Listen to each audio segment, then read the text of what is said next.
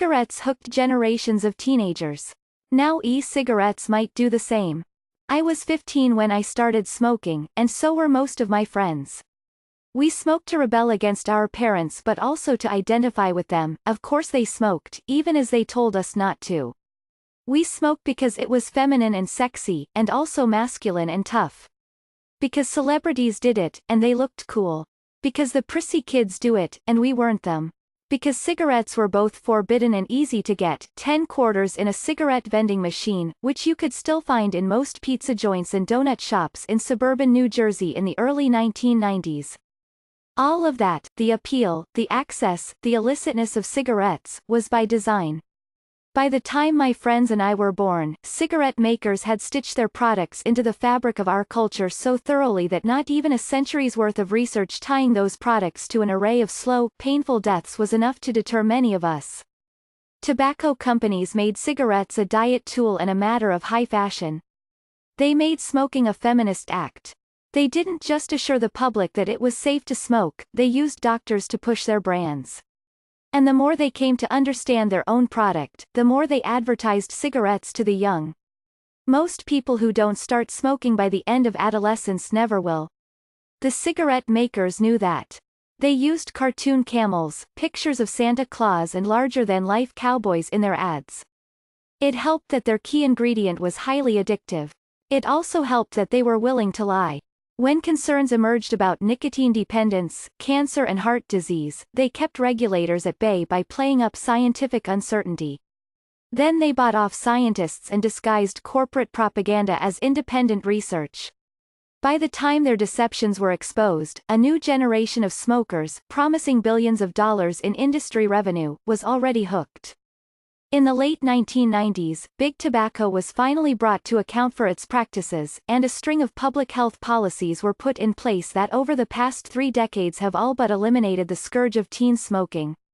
But many of us who became tobacco consumers at 13, 14, 15 remain so at 39, 40, 41.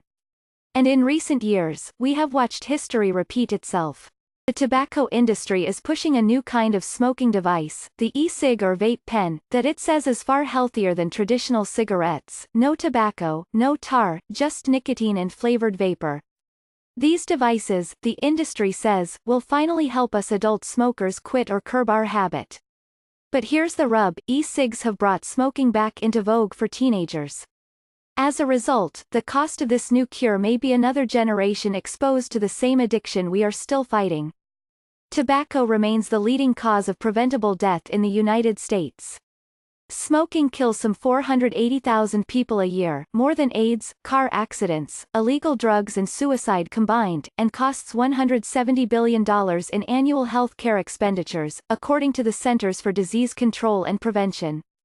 E-cig makers say, and some health experts believe, that e-cigs could help lower these terrible numbers, because they contain far fewer toxins than traditional tobacco cigarettes. The thinking goes that if all current smokers switched to these devices, the burden of disease and death could be dramatically cut. Few have been more captivated by this argument than Scott Gottlieb, the departing commissioner of the Food and Drug Administration, the federal agency responsible for regulating tobacco and nicotine products. Since he assumed his role at the agency 2 years ago, Dr. Gottlieb has tried to strike a balance between encouraging adult smokers to switch to e-cigs and keeping the devices away from minors.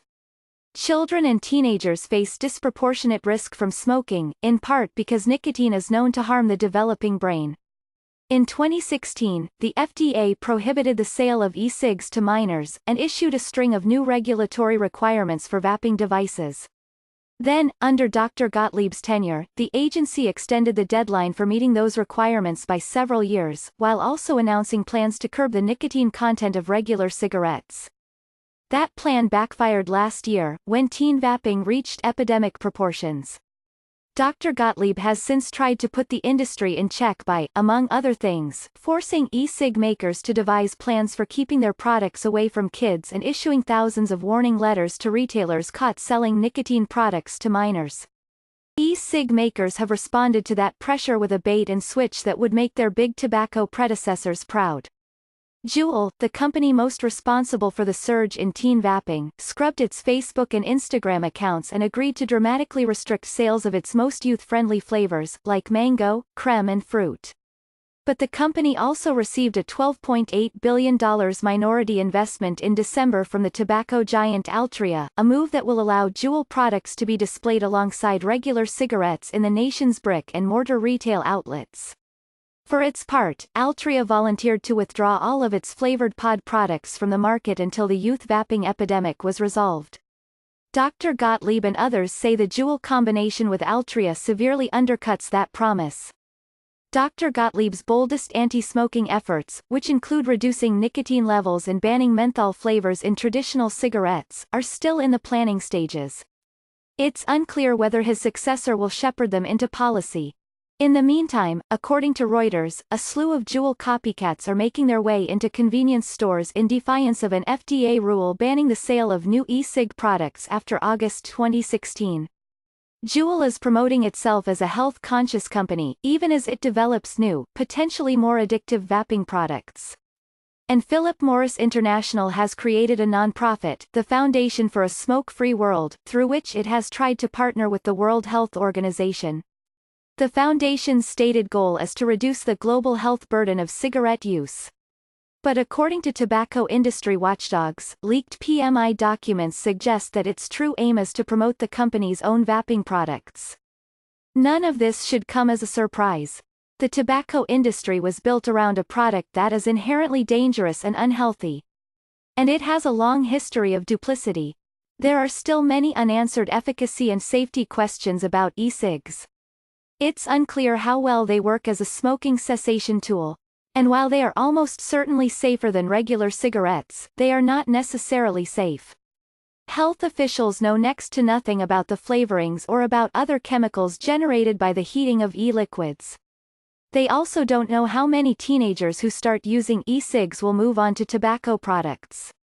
In the absence of such information, some e-cig proponents have fallen back on a trope from the previous tobacco wars: smoking should be a matter of personal choice and personal responsibility. That argument is not entirely wrong. Nicotine and tobacco are, after all, legal substances, and if e-cigs do prove safer than regular cigarettes, adult smokers should be encouraged to switch. But the next FDA commissioner would be wise to carry out the work that Dr. Gottlieb started, to keep all nicotine products from reaching underage users. I take full responsibility for choosing to smoke. But I wish that someone would have made it harder for 15-year-old me to do so. I hope the powers that be will do at least that much for the teenagers of today.